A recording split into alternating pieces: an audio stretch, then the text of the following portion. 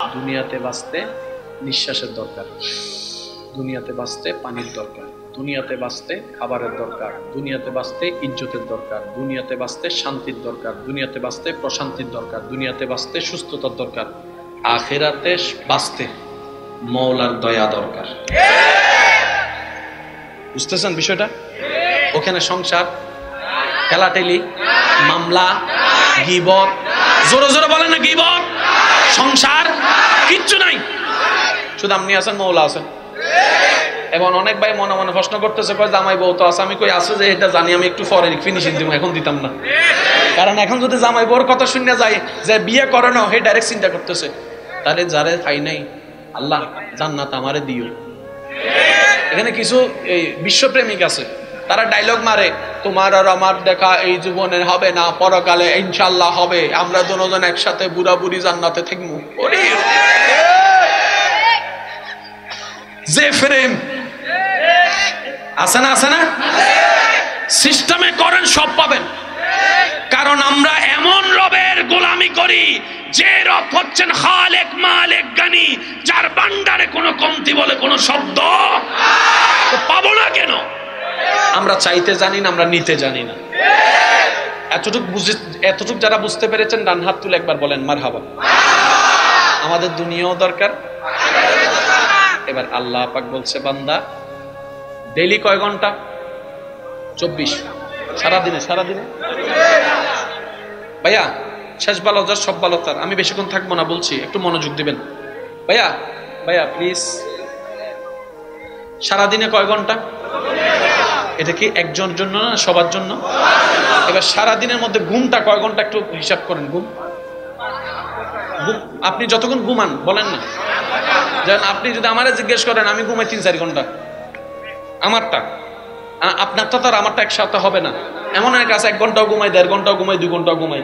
আবার অনেকে তো আছে ফললে ভূমিকম্প গেলেও উঠে না। আছে না, এক একজনের সিস্টেম। এবার আমরা একটা কমন অঙ্ক ধরি, 24টা ঘন্টার ভিতরে 8 ঘন্টা ঘুম, বাকি আছে কত? জোরে বলেন কত? একটু বুঝবেন, এই 16 ঘন্টা 24 ঘন্টার প্রত্যেক সেকেন্ডের হিসাব আল্লাহ নেবে, সেজন্য বলছি বাকি আছে 16 ঘন্টা। এই 16 ঘন্টার ভিতরে আপনার খাওয়া দাওয়া বাকি আছে। এই 15 ঘন্টার ভিতরে আপনার বন্ধু বান্ধব আড্ডা ফাড্ডা এগুলা মিলে 10 ঘন্টা।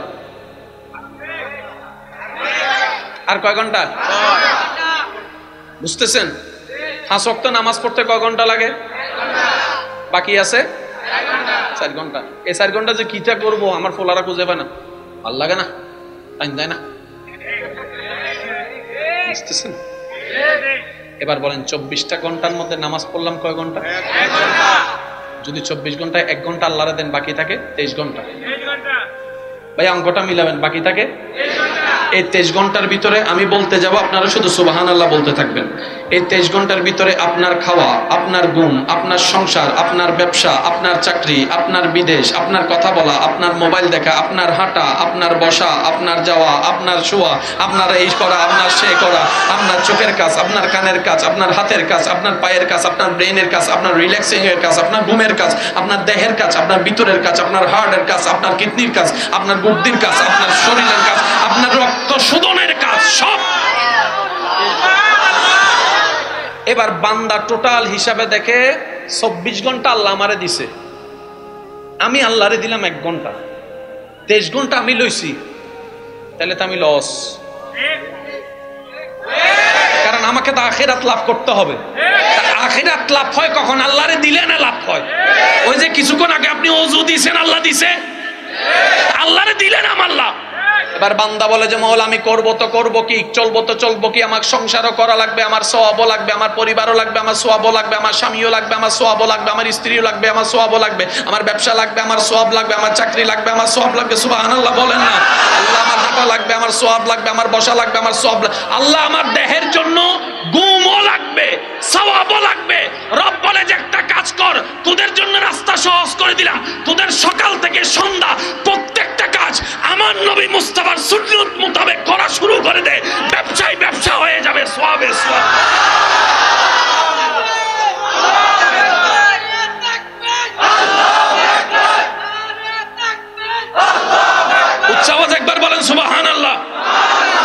বলেন, দুনিয়াতে থাকতে পানি খাওয়া ভাইয়া কি কোনো সমস্যা? ঠিক, আর 5 মিনিট আমি শেষ করে দিচ্ছি। আমি কারো বিরক্তের কারণ হতে চাই না। আমার একটা নিয়ম হচ্ছে, যতদিন বাঁচবো ঈমান, ইজ্জত, প্রশান্তির হাসি নিয়ে বাঁচতে চাই। আমি অশান্তির জীবন চাই না। ঠিক আছে না? এখানে যতগুলা মানুষ গত 1 মাসে নিঃশ্বাস নিয়েছেন, কয়টা প্রাণের নিঃশ্বাস নিয়েছেন নিজেকে প্রশ্ন করে দেখেন, খুঁজেও পাবেন না।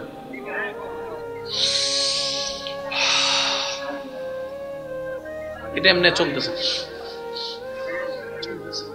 কিন্তু এটা ওই যে নিঃশ্বাসটা অন্তরকে শান্তি করে, এই নিঃশ্বাসটা পাইনি।